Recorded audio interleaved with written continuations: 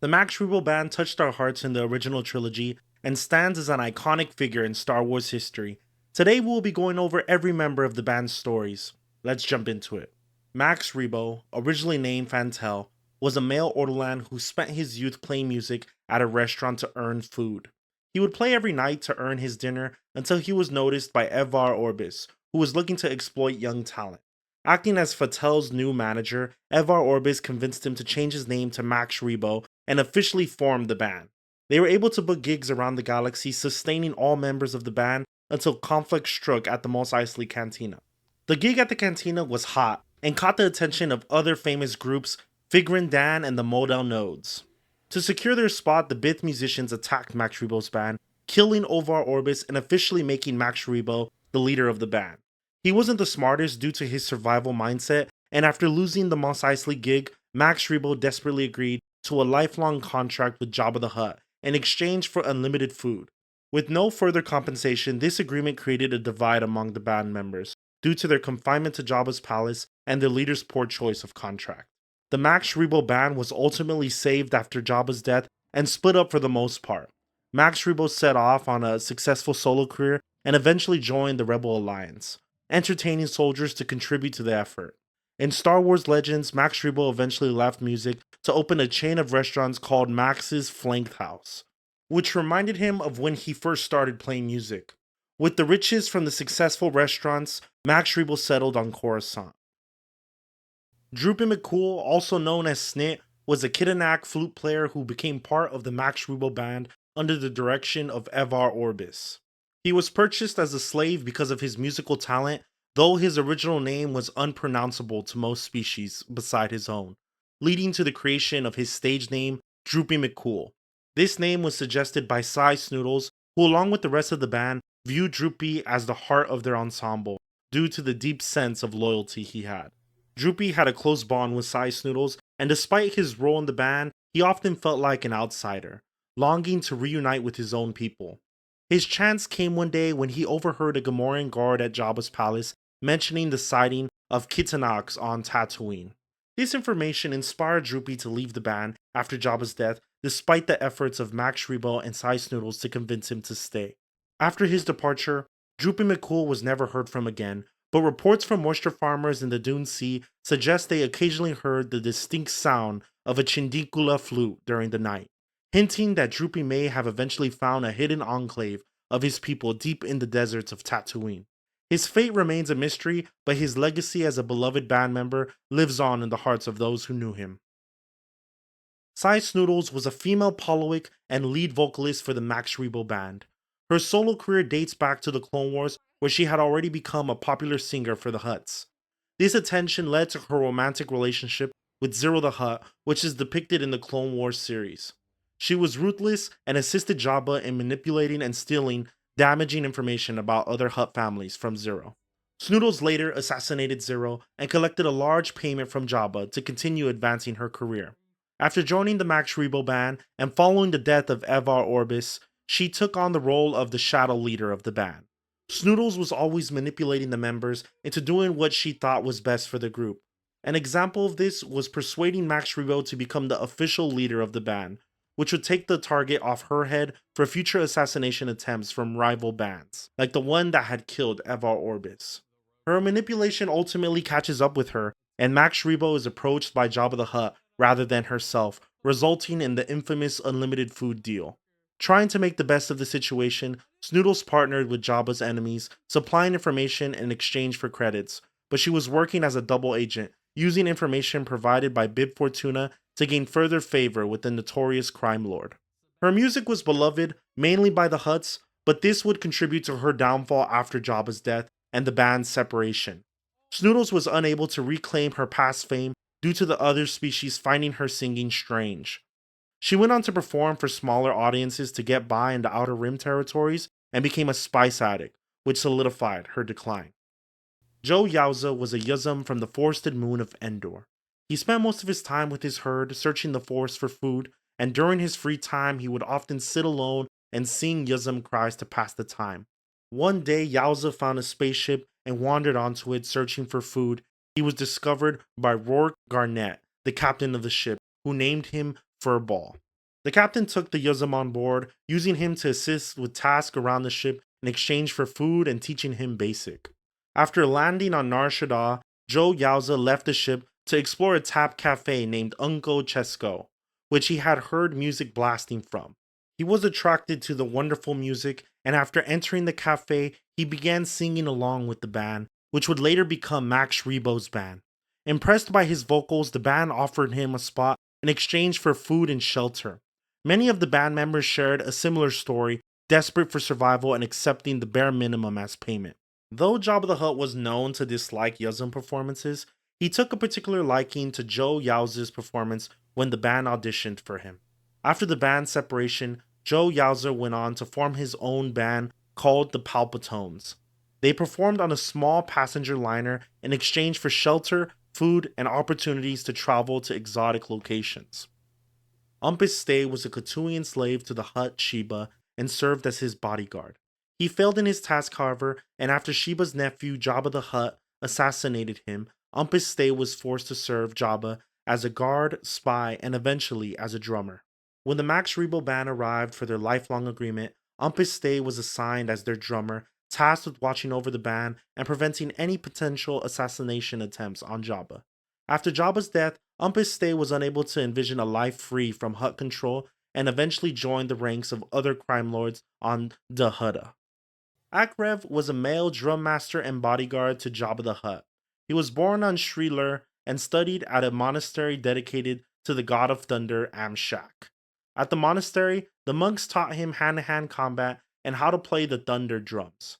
He eventually left the monastery and joined the criminal underworld as a street fighter and performer. AK-Rev's motivations aren't well documented, but a sense of adventure and freedom was likely the reason for leaving his peaceful monk life.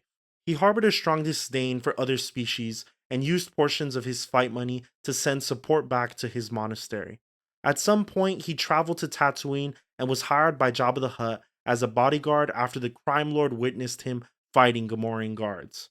AK-Rev was disgusted by his employer, but found comfort in others of his same species working for Jabba. When Max Rebo's band signed with Jabba, AK-Rev joined Umpass-Stay as a drummer. They played with the band until Jabba's defeat, at which point the two drummers fled into the Dune Sea. His success in fighting ultimately caught up with him. The two were ambushed by a tribe of Tusken raiders who beat AK-Rev to death. Umpass-Stay managed to escape the ambush, leading to his life with the Hutts. Greeata was a female Rodian vocalist, musician, and dancer. Her name in Rodian meant talented. She spent her young life studying music and dance from various cultures and eventually left her homeworld to perform as a clue-horn player on the galactic cruise liner Kuro Princess. Her friendship with Snootles began on the Kuro Princess, where Snootles was the lead singer. The two were eventually hired by Evar Orbis after he heard them performing at a nightclub on Tothis. Greeata performed mainly as a dancer and backup singer for Max Rebo's band, and was originally hired due to Snootles' persistence to have her in the band. After the band broke up and they were fleeing from the ship, she had saved some of her members from a Tusken Raider attack with her blaster skills, and later joined the Palpatones. In her time in the Palpatones, Greeata worked as a lead singer, pushing the band to popularity with her hit song Kick the Ranat. Lyn Me was a Twi'lek dancer born on her native planet of Ryloth. Her village was attacked by slavers when she was young, which forced the elders to scrape together whatever credits they could to hire protection. The elders ended up hiring Boba Fett to eliminate the raiders, which he successfully did, and during the conflict, the village school caught fire, and Boba Fett saved the children from their inferno, with Lyn Me being one of those children. This led her to see Boba Fett as a hero and idolize the acclaimed bounty hunter. As she grew up, Lyn Me learned traditional Twi'lek dances and developed a passion for becoming a professional dancer and singer. She eventually joined the Max Rebo band as a backup singer and dancer, hoping one day to see her hero again. She was one of the few members happy with Max Rebo's decision to perform for Jabba due to Boba Fett's frequent work with the Hutt. Boba Fett was impressed with Lyn Me's performance and promised to meet her again, but those plans were ruined after he fell into the Sarlacc pit. Lyn Me continues to wander the galaxy, performing in hopes of seeing Boba Fett again after hearing rumors of his return. Rappertunie was a Shada Oob musician who played the Gaudi. He had a strong desire to explore and learn, and he played mostly to finance his travels. The Max Rebo band discovered him on Tatooine and offered him a position due to his impressive skills with the Gaudi. He enjoyed traveling, but was one of the band members who especially hated the lifelong gig they signed with Jabba. He also feared what the Hutt might do to them after witnessing the Rancor feeding, so as soon as Jabba was defeated on the Sail Barge, Rappertunie fled the palace. In a surprising twist, he eventually settled down and took up work as an engineer for the Rabaxan Calumny Company, where he helped design MSE-6 droids. Barquin D'an was the older brother of Figrin D'an, the leader of the Moldal nodes. Barquin never had the same musical talent as his younger brother and often felt overshadowed by him. He tried to join his brother's band but was left behind on Tatooine. Low on credits, Barquin sought work at Jabba's palace, where he was eventually picked up by the Max Rebo band as another clue horn player. Barquin was not happy with Max Rebo's deal with Jabba and fell into a depression due to it. Wanting to find a way out while aboard the sail barge, he considered jumping into the Sarlacc pit himself, but instead found an opportunity to escape after the fighting began.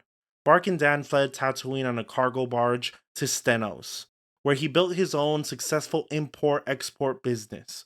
He eventually left music behind and built a new life, no longer living in the shadow of his younger brother. Doda was a member of a refugee Rodian clan called the Tetsu. His family fled the extermination of their clan by a Rodian warlord, Navik the Red.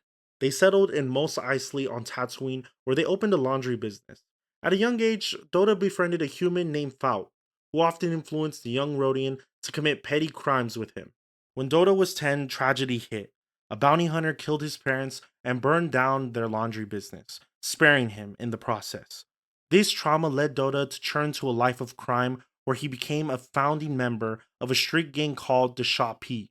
He would take small breaks from his crime life to pursue a love of music he had, booking multiple gigs and exploring his passion. Doda and Falk eventually joined Jabba, with Doda becoming a musician who played with Max Rebo's band and Falk becoming a runner for Bib Fortuna. Falk was eventually executed for eavesdropping, and Doda almost shared the same fate due to their friendship. However, he was saved by Greedo, who vouched for him because of their Tetsu clan connection. After Falk's execution, Doda was forced to take his friend's place, but quickly seized the opportunity after Jabba's defeat. He stole riches from Jabba's palace and fled the planet, starting a new life on another world. He was never heard from again, and his fate from there is unknown. Rystall was a Thelan who was abandoned as a baby by her biological mother on Coruscant. She was adopted by an Ortolan couple who were musicians and encouraged her to pursue a career in entertainment.